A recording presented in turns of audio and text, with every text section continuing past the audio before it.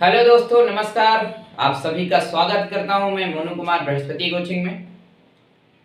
जैसा कि देखिए दोस्तों, हम लोग ने पिछले वीडियो में पढ़ रखा था उदासीनीकरण अपक्रिया के बारे में। आपने भी पढ़ लिया है, नहीं पढ़ा है तो आप उसे प्लेलिस्ट में जा करके आसानी से पढ़ सकते हैं। ठीक है, तो अभी इस वीडियो में हम लोग देखने वाले सूचक के बारे में। आखिर ये इंडिकेटर्स होते क्या हैं, सूचक होते क्या हैं, कितने प्रकार के होते हैं, आप कैसे अम्ल और क्षार की जांच कर सकते हैं, है कि नहीं। क्योंकि देखिए, अम्ल और क्षार है कि नहीं, उसको आप टेस्ट करके हर एक का पता नहीं लगा सकते। तो इसलिए रसायन विज्ञान में या फिर विज्ञान ने कुछ ऐसे तरीके विकसित किए हैं, विधियां विकसित की हुई हैं, जिससे कि आप पता कर सकते हैं हाँ भाई ये अम्ल है, ये क्षार है कि नहीं। क्योंकि आप हर चीज को तो टेस्ट करते फिरोगे नहीं, कोई जहर है, कोई क्या है कि नहीं, नुकसान पहुंचा सकती है। तो इसलिए ऐसी कुछ पद्धतियां विकसित की गई हैं, कुछ विधियां हैं, कुछ रसायन बनाए गए हैं, जिनसे पता किया जाता है कि हाँ ये अम्ल है या क्षार है। ठीक है, समझ में आ गया ना कि ये सब हम क्यों पढ़ने वाले हैं भाई, जरूरत क्या है इसकी हमें, आखिर सूचक क्यों आवश्यक हैं। अब ये चीज आपको समझ में आ गया। दूसरी बात, अब हम लोग पढ़ना शुरू करते हैं और सबसे पहले हम देख लेते हैं आखिर सूचक होते क्या हैं, फिर उसके बाद हम जानते हैं कि आखिर कौन कौन से सूचक होते हैं। ठीक है, तो सबसे पहले सूचक, इंग्लिश में इंडिकेटर्स बोल सकते हैं, आप लोग बोलते हैं। उसके बाद देख लेते हैं, देखिए सूचक वे पदार्थ हैं जिनका अम्लीय तथा क्षारकीय माध्यम में अलग अलग रंग होता है। समझ में आया ना, कुछ नहीं, वो पदार्थ होते हैं, बस आपको इतना पकड़ना है कि सूचक ऐसे पदार्थ हैं भैया जिनका अम्लीय माध्यम में अलग रंग होता है और क्षारीय माध्यम में अलग रंग होता है कि नहीं। तो सूचक ऐसे पदार्थ होते हैं जिनका अम्लीय माध्यम में अलग रंग होता है और क्षारकीय माध्यम में अलग रंग होता है, तो ऐसे पदार्थों को सूचक कहते हैं। बहुत ही आसान परिभाषा हमने लिख रखी है कि नहीं। अगर आपको ये समझ में आ गया है, अगर नहीं समझ में आया तो भी हम एक दूसरे शब्दों में इसको पढ़ सकते हैं, सूचक को परिभाषित कर सकते हैं दूसरे शब्दों में भी, हम लोग उसे भी देख लेते हैं। देखिए दूसरे शब्दों में क्या है, वे पदार्थ जिनका उपयोग किसी अनुमापन में, अनुमापन का मतलब समझ रहे हैं ना आप, मापने में, ठीक है, अनुमापन में उदासीन बिंदु या अंतिम बिंदु को निर्धारित करने के लिए किया जाता है, उन्हें क्या कहते हैं, सूचक कहते हैं।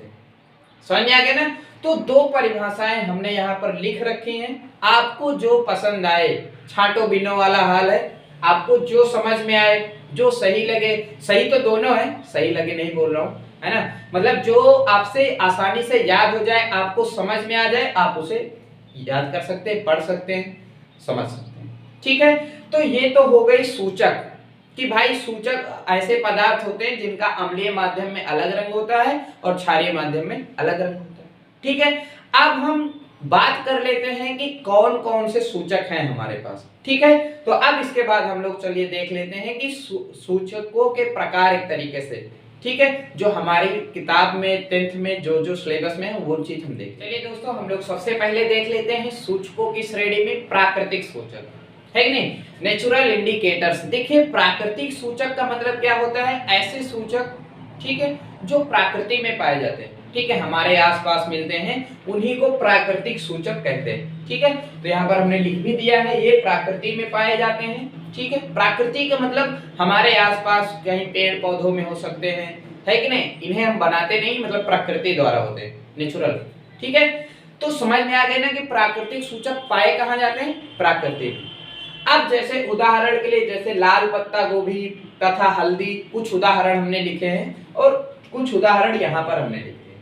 ठीक है, अब आप अपने घर पर, है कि नहीं, अगर आप इंटरेस्टेड हैं साइंस पढ़ने में, आपको अच्छा लगता है ये सब चीजें एक्सपेरिमेंट करना, प्रयोग करना, तो हम लोग चलिए शुरू करते हैं प्रयोग करना और सीखना। सबसे पहले आप अपने घर पर अम्ल और क्षार की पहचान कैसे करेंगे।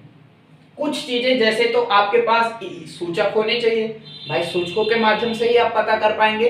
तो आपके पास लिटमस हो, चाहे लाल पत्ता गोभी हो, ठीक है, गोभी का मतलब लाल पत्ते वाली एक गोभी होती है ना, कई तरीके की जाती है, तो उसी तरीके से लाल पत्ता गोभी एक होती है, तो उससे परीक्षण किया जा सकता है। एक हाइड्रेनाजिया का पौधे का पुष्प होते हैं, उससे भी परीक्षण कर सकते हैं। और एक हल्दी होती है, ठीक है।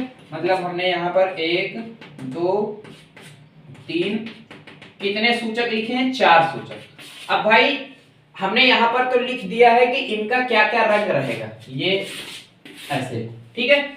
लिटमस पेपर आपने बहुत बार सुना होगा, हजारों बार सुना होगा कि लिटमस पेपर का यूज किया जाता है परीक्षण में अम्ल क्षार के, है कि नहीं। तो लिटमस पेपर जो है वो अम्लीय माध्यम में कैसा रंग देता है? लाल देता है। अगर आप लिटमस पेपर लें ऐसे और उसके ऊपर कि कोई पदार्थ डालें, अगर लिटमस पेपर का रंग बदल के लाल हो जाता है तो इसका मतलब जो हम पदार्थ डाल रहे हैं वो क्या है? अम्ल, ठीक है।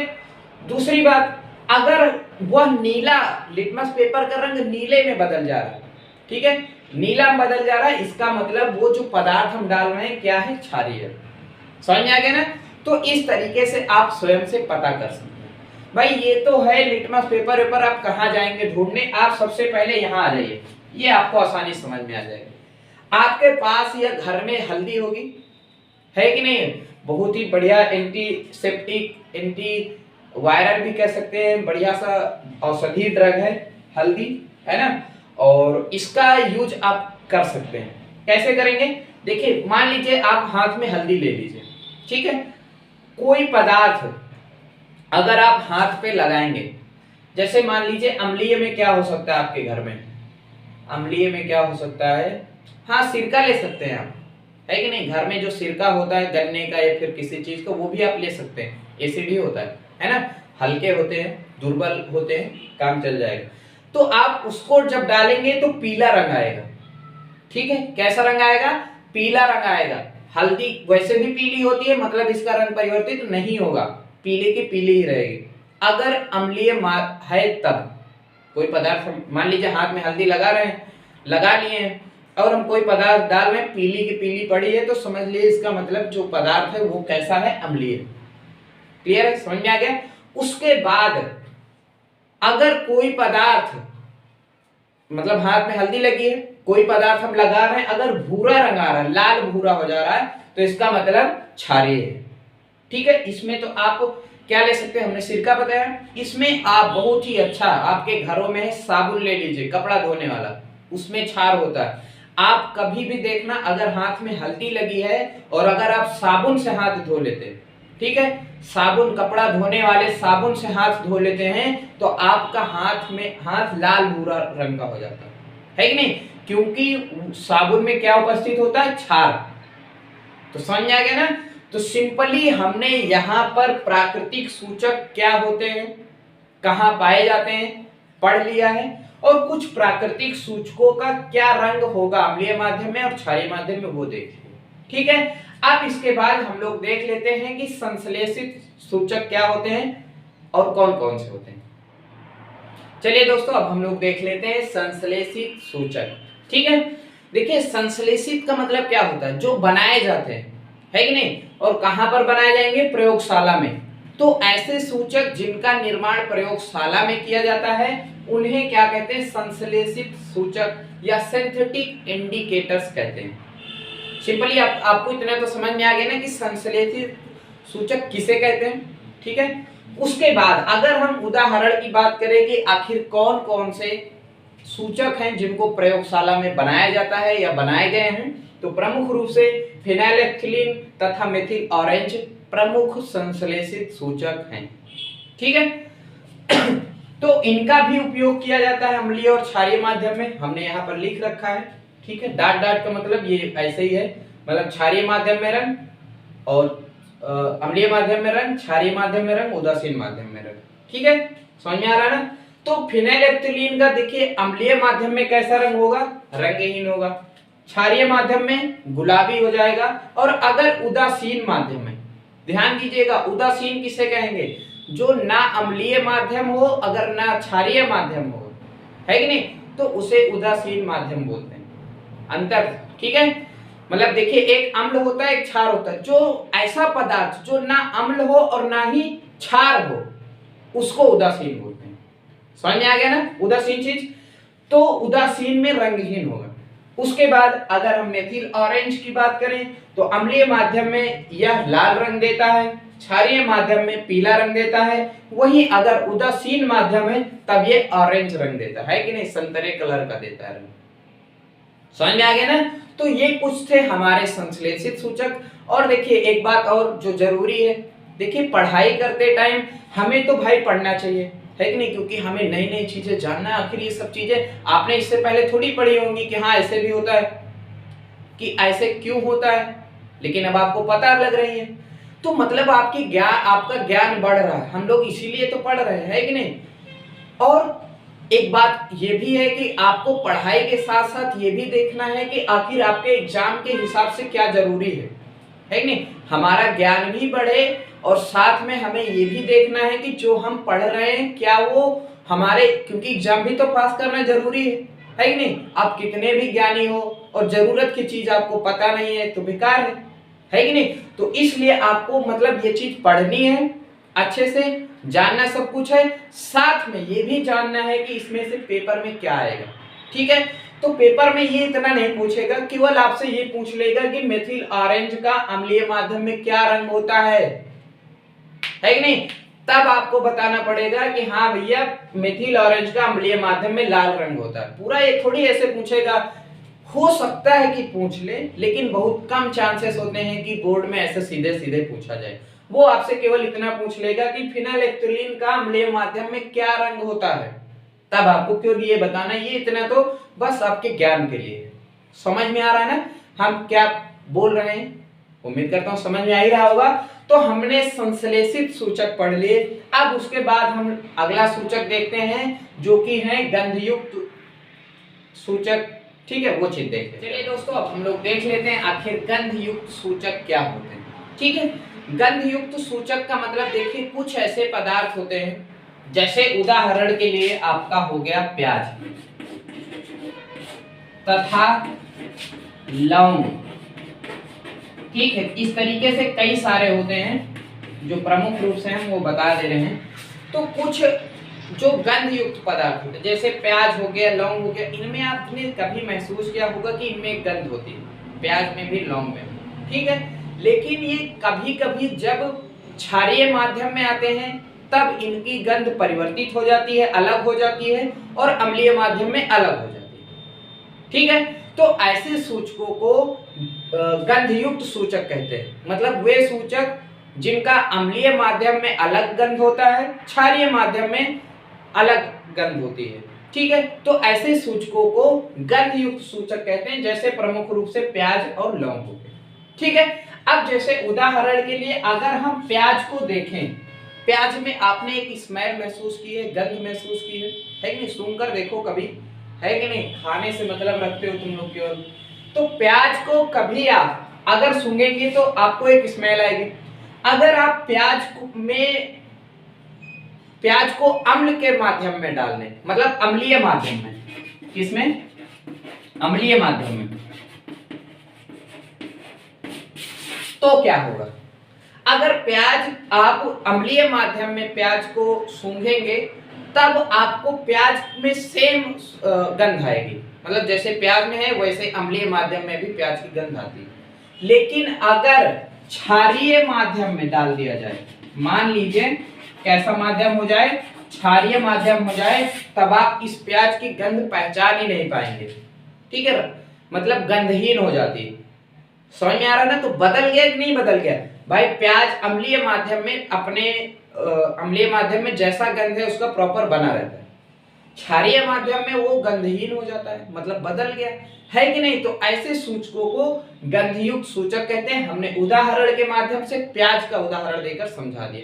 वैसे वनीला होता है, लौंग, प्याज, इस तरीके से कई सारे होते हैं जो प्रमुख है, हमने बता दिया, है ना। तो इसमें आपको टोटली ये समझ में आ गया ना कि गंधयुक्त सूचक क्या होते हैं। वे सूचक जिनका अम्लीय माध्यम में अलग गंध होता है, क्षारीय माध्यम में अलग होता है, ऐसे सूचकों को गंधयुक्त सूचक कहते हैं, जैसे प्याज, लौंग आदि, है ना। अब इसके बाद एक और लास्ट सूचक बच रहा है हमारा, ठीक है, जिसे सार्वत्रिक सूचक कहते हैं। हम लोग उसके बारे में चलिए दोस्तों अब हम लोग देख लेते हैं सार्वत्रिक सूचक के बारे में।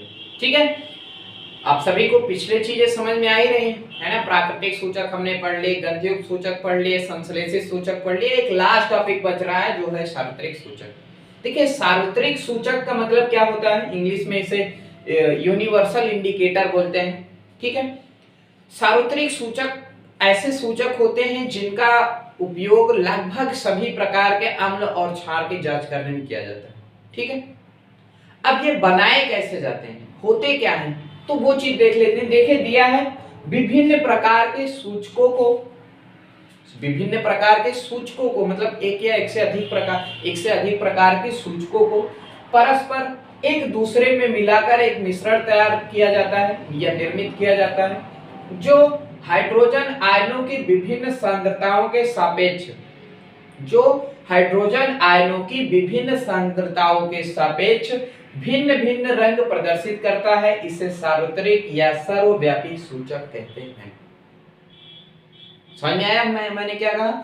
हम ये कह रहे हैं कि भैया देखिए जो सार्वत्रिक सूचक होते हैं वो एक या कई सारे सूचकों को परस्पर मिलाकर बनाए जाते हैं। पहली चीज बनाए कैसे जाते हैं पता लग गया ना, कि जब एक से अधिक सूचकों को परस्पर मिला करके सार्वत्रिक सूचक बनाए जाते हैं। अब ये करते क्या है, ये करते हैं हाइड्रोजन आयनों की विभिन्न सांद्रताओं के सापेक्ष भिन्न भिन्न रंग प्रदर्शित करते हैं। समझ में आया क्या? यहीं पे देखिए ये बहुत अच्छी चीज है अगर आप इसको समझ पा रहे हैं, है कि नहीं? आप मैं क्या बोल रहा हूं अगर आप उसको पकड़ पा रहे हैं। देखिए ये सार्वत्रिक सूचक करता क्या है, ये हाइड्रोजन आयन, हम आयन अम्ल में क्या पढ़ रहे थे, वही तो पढ़ा, यही तो पढ़ा हमने कि जो हाइड्रोजन आयन देते हैं वो अम्ल कहलाते हैं। ठीक, जो जितना ज्यादा हाइड्रोजन आयन देगा वो उतना प्रबल अम्ल कहलाएगा, जो जितना कम देगा वो उतना दुर्बल अम्ल कहलाएगा। ठीक है, या क्षार भी कहलाएगा, अगर नहीं है तो क्षार, है कि नहीं? तो समझ में आ गया ना कि सार्वत्रिक सूचक क्या करता है, हाइड्रोजन की जो सांद्रता का मतलब ये होता है कि ज्यादा है हाइड्रोजन आयन की कम है। ठीक है, तो हाइड्रोजन आयन की सांद्रता के हिसाब से अलग अलग रंग देता है। जितनी उसकी हाइड्रोजन की सांद्रता होती है उस हिसाब से वो रंग प्रदर्शित करता है। ठीक है, फिर क्या किया जाता है समझ में आया? दो चीजें हमने बताई हैं अब तक में। पहली चीज की सार्वत्रिक सूचक का निर्माण एक से अधिक सूचकों को मिलाकर किया जाता है। क्लियर हो गया? दूसरी बात हमने ये बताई कि जो सार्वत्रिक सूचक होते हैं ये हाइड्रोजन आयन की भिन्न भिन्न सांद्रताओं में भिन्न भिन्न रंग देते हैं। इस चीज को पकड़िएगा, ये जरूरी चीज है। समझ में आ गया ना? तो कैसे बनाते हैं क्लियर हो गया। ये सार्वत्रिक सूचक करता क्या है वो भी क्लियर हो गया। इसका मतलब अब आपके समझ में आ रहा होगा कि भैया देखो अगर किसी भी मान लीजिए कि मतलब देखो बताता हूं क्या होता कैसे, मतलब कई सारे चीजों को बनाए जाते हैं। एक वैज्ञानिक लोग बनाते हैं, केमिकल्स होता है एक तरीके से आप कह सकते हैं, कई सारे मिश्रण होता है। जैसे आप बोतल में इसको भर के रख सकते हैं। ठीक है, अगर मान लीजिए हमारे पास ये बोतल है भाई, इसमें हमने सार्वत्रिक सूचक भर के रखा है, इसमें अगर हमने कोई पदार्थ डाला तो इसका रंग क्या होगा, परिवर्तित हो जाएगा। ठीक है, अगर जितना परिवर्तित हो जाएगी, ये चीज तो समझ में आ रही है ना? तो जितना परिवर्तित होगा, ठीक है, जितना भी परिवर्तित होगा उसके अनुसार उसके अम्लीयता और क्षारीयता की जांच होती है। ठीक है, इसके लिए पीएच चार्ट का उपयोग किया जाता है। समझ में आया ना? अगर उसका रंग देखा जाता है कि आखिर रंग कैसा है। ठीक है, देखिए अभी तक जो सूचक थे, हमने अभी तक जितने पढ़े थे उनमें एक चीज आपने देखी, केवल आप ये पता कर सकते हैं ज्यादातर जो सूचक होते हैं अम्लीयता और क्षारीयता की, लेकिन यहाँ पर अब आप पता कर पाएंगे कि कोई भी क्षार कितना प्रबल है और कितना दुर्बल है कि नहीं? क्योंकि देखिए अम्ल तो नींबू का भी जो रस निकालते उसमें भी अम्ल है, और हाइड्रोक्लोरिक अम्ल जो वो भी अम्ल है, लेकिन दोनों में बहुत अंतर। नींबू वाला दुर्बल होता है, वो स्ट्रांग होता है कि नहीं? तो लेकिन अगर इन दोनों की प्रबलता का हमें जांच करना है तब हम वहां पर सार्वत्रिक सूचक का उपयोग करते हैं। उसमें अब करेंगे कैसे, करना कैसे होता है? मान लीजिए हमारे पास ये एक डिब्बी है, इसमें हमने सार्वत्रिक सूचक भर रखा है, हमने इसमें जिसका जांच करना है उसको इसमें डाल दिया। तो इसका रंग क्या हो जाएगा, परिवर्तित हो जाएगा। तो रंग, अगर ये एक रंग चार्ट होता है, ठीक है, ये आता है मार्केट में मिलता है कि नहीं, हो सकता है आपके पास ना हो, हमारे पास भी नहीं तो हम दिखाते जरूर। तो जैसे पटरी होती है ना, स्केल होती है नापने के लिए, उसी तरीके से एक पीएच चार्ट आता है।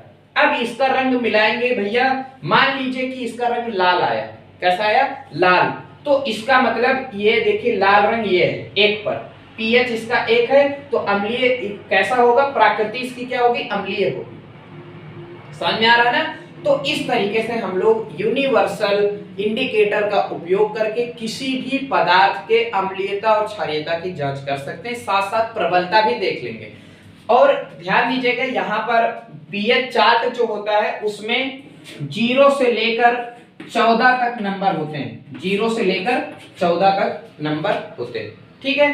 तो और हर एक नंबर पर अलग रंग आएगा, जैसे 0 पर गहरा रंग होता है, 1 है तो लाल रंग होगा, 2 है तो हल्का रंग होगा। इस तरीके से पीएच चार्ट होता है और अलग अलग रंग होता है, क्लियर है ना। और उसके बाद ये इधर का जो माध्यम होता है वो अम्लीय होता है, ये क्या होता है, अम्लीय होता है। ये वाला जो 7 नंबर पर अगर पहुंचेगा तो वो उदासीन होता है, मतलब ना अम्ल होगा और ना ही क्षार होगा। और इधर वाला जैसे जैसे पीएच बढ़ता जाएगा तो समझ लीजिए कि वो क्षारीयता बढ़ते जा रहे हैं, उसके गुण, क्षारीयता का गुण बढ़ रहा है। समझ में आ गया ना। तो सिंपली अगर हम देखें यूनिवर्सल सूचक क्या होते हैं, तो ये ऐसे पदार्थ होते हैं जो कई सूचकों को मिलाकर बनाए जाते हैं, ठीक है। और इससे ये हाइड्रोजन आयन की सांद्रता पर भिन्न भिन्न रंग देते हैं, ठीक है। अगर सांद्रता मान लीजिए बहुत ज्यादा है तब ये गहरा लाल रंग देंगे, अगर उससे कम है तब लाल रंग देंगे, हल्का है तो मतलब और कम है हाइड्रोजन सांद्रता तब हल्का देंगे। इस तरीके से मतलब चार्ट होता है एक तरीके से, जैसे पटरी होती है उससे उसमें भी होता है। तो उसमें मिलाया जाता है कि रंग कैसा है, तो उसके आधार पर उसकी अम्लीयता और क्षारीयता की जांच की जाती है। इसमें आप ये फायदा है कि आप प्रबलता भी देख सकते हैं कि कौन ज्यादा स्ट्रांग है कौन कम, ठीक है। तो दोस्तों इस तरीके से अब तक हमने टोटली और बहुत अच्छे तरीके से पढ़ लिया है सूचक और विभिन्न प्रकार के सूचकों के बारे में, ठीक है। तो आपको समझ में आया होगा। हमने सबसे पहले रिवीजन कर लेते हैं कि हमने क्या क्या पढ़ा है। तो सबसे पहले हमने पढ़ा सूचक क्या होते हैं, हमने उसकी परिभाषा बताई आपको।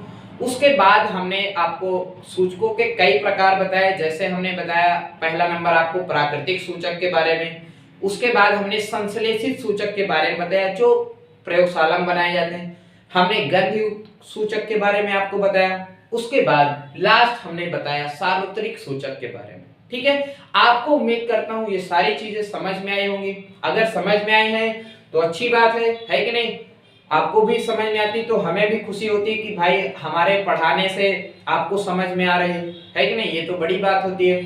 तो हम लोग अब नेक्स्ट वीडियो में मिलेंगे और उसमें हम लोग पढ़ेंगे पीएच के बारे में, विस्तृत अध्ययन करेंगे आखिर ये पीएच होता क्या है, कैसे होता है, पीएच का उपयोग क्या होता है, कई सारी चीजें पढ़ने बाकी हैं। और हम लोग नेक्स्ट वीडियो में मिलते हैं पीएच के साथ में, ठीक है। तब तक सभी लोग पढ़ते रहिए, मस्त रहिए। Thank you.